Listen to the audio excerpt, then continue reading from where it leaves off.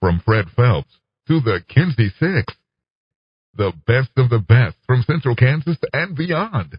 We do it all. We are K-Jag Radio and the Jiggy Jaguar Radio Show. Log on to JiggyJaguar.com and KJagRadio.com for more. Jiggy Jag in Hutchinson, Kansas. It is 2011. We're going to go to the district here in just a few moments, and I'm going to chat with Billy Dean, the country music superstar, about basketball, about the NBA lockout, about some of his offspring who are making big news around the world. And we're going to talk to Billy Dean right now here on KJagRadio.com. Oh, yeah, man. Well, tell me about this Kenny Rogers Christmas and Hits tour that I seen on your website. You got a big thing up there. Tell me a little bit about it. Yeah. We had a good time. All right. Quiet on the set. Okay. You know, I've known Kenny for a long time. I mean, we go all the way back to even before Alison Krauss and I sang on Buy Me a Rose. We gave him a #1 song. He got a #1 song out of that, and it was a great experience. Yeah. I've worked some shows with him before, but yeah, we're getting ready to do 20 cities from, I would say, from it starts Thanksgiving, the day after Thanksgiving, all the way to December 23rd. And you can find out about it at BillyDean.com. You'll see all our dates on there. And it's a big show. It's not like I'm opening for Kenny, which normally when I do shows for Kenny, I'm opening for him. Yeah. But this is all one big show. It's the first half is hits. Kenny comes out, does some of his hits, and then he brings me out, and I do about 2 or 3 of my hits while he stays on stage. And then I go away, and he finishes up with some of his big hits.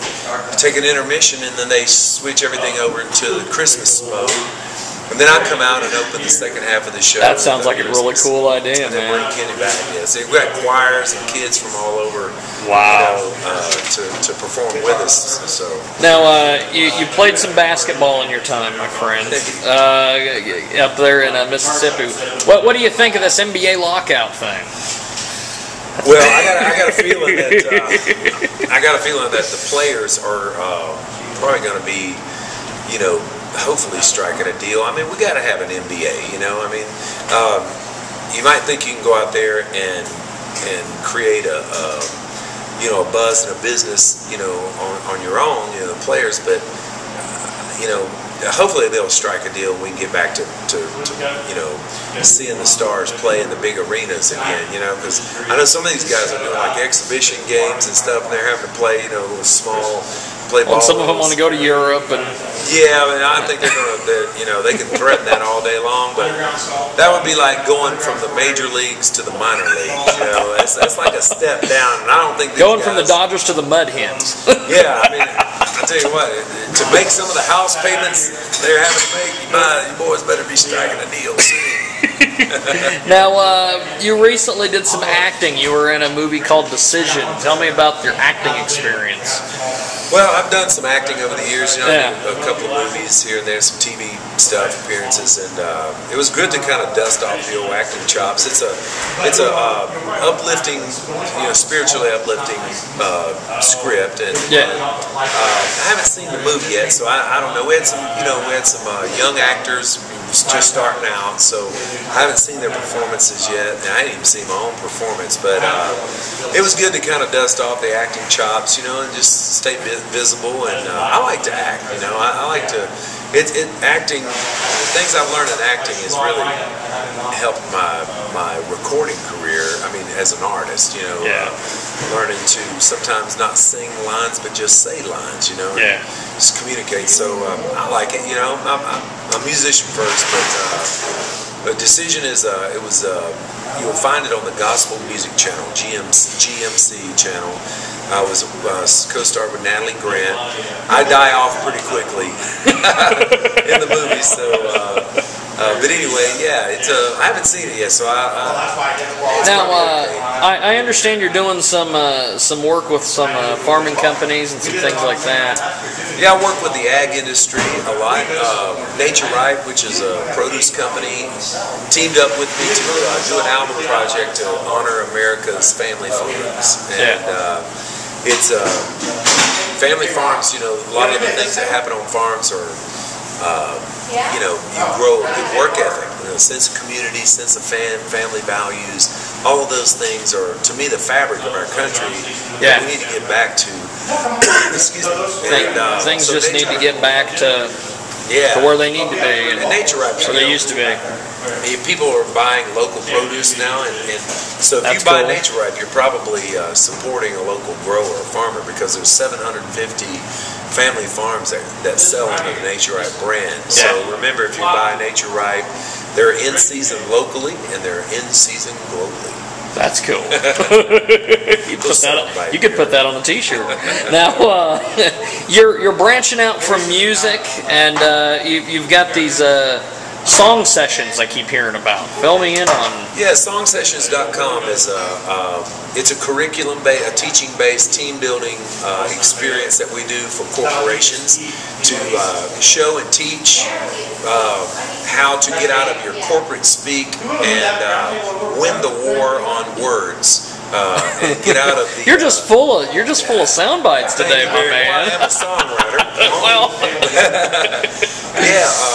it's to me, I think, you know, corporate America has been using the same words. They're worn out phrases: quality, experience, productivity. I don't know. We try to come in and really reconnect the company on an emotional level with what they really do, and connect that by writing a song with the company. So there'll be 400 people in a room.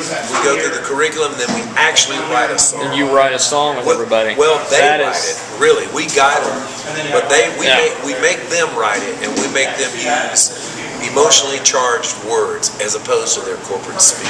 That's cool. Songsessions.com. Check it out. That's cool, man. Now you're all over YouTube. You're all over Twitter. How important is the digital space anymore to entrepreneurs and musicians and people like that? It's the new. I mean, it is the way. It's the only way now. I mean, that's going to be here for a long time. You know, social media is the new medium. You know, the internet is where it's at, and so I urge you know, those who were reluctant to come aboard into the social media digital age, catch up now, quick. It's really how people like I stay in touch with the fans. I depend on, my living and the way my work is related now is totally dependent on your ability to navigate through the internet and to use the internet. And Facebook, our age group, my age group demographic is like, you know, the 35 to 65 or 45 to 65.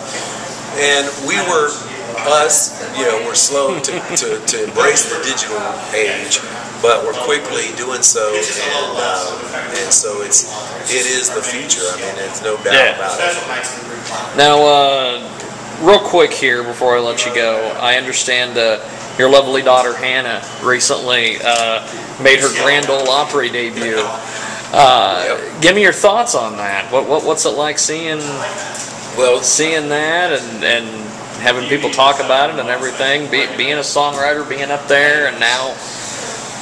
Well, you know, some kids are just born to do this. It's in their heart, it's in their DNA, it's in their being. And Hannah, my daughter, is 16. She's one of those, and it, you know, it wasn't something that she just started, or something that I pushed on her at all. In fact, I didn't have anything to do with it other than, you know, genetics, I guess. But ever since she's been a little baby, and anytime music came on the TV or the radio, just quieted her down. She listened, and she's a deeply sensitive 16-year-old girl. I mean, she's got the ability to connect on a really, she gets really deep lyrics, you know, emotionally charged lyrics.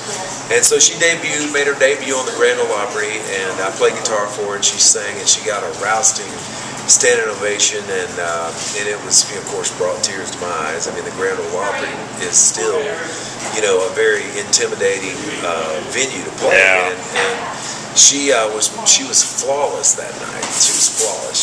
She did great. I don't know what will happen, you know. I don't even know how you go about. I'm a little bit reluctant of her becoming just meat in the grinding machine, you know. But I hope that she will always be able to be an artist. And as I told both my kids, you know, it's a noble profession being an artist. You know, you on whatever level you do it on. So I hope she's able to do it on a level that makes her happy, and that will, you know, move people with what she does and her sensitivity and how she communicates, because the job really is to communicate, and it doesn't matter whether you're a great singer, if you're a great guitar player, it really is about communicating, and she communicates well. That's what she does really well. Well, that's cool. Well, real quick before I let you go, it's BillyDean.com, correct? BillyDean.com, you'll see it all there. Hannah's got a little video on Hannah Dean 1995 on YouTube. That's when she was born, 1995.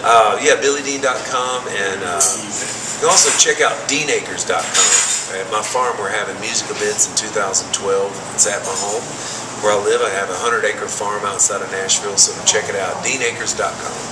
Well, thank you. JagRadio.com. It's Jiggy Jag. Check me out online. Follow me on the Twitter at JIGGYJAGUAR. Also, find us on the Facebook. It is KJagRadio.com. I'm Jiggy Jag. Thanks to Billy Dean. Thanks to the good folks down at the district. And we'll talk to you soon here on KJagRadio.com.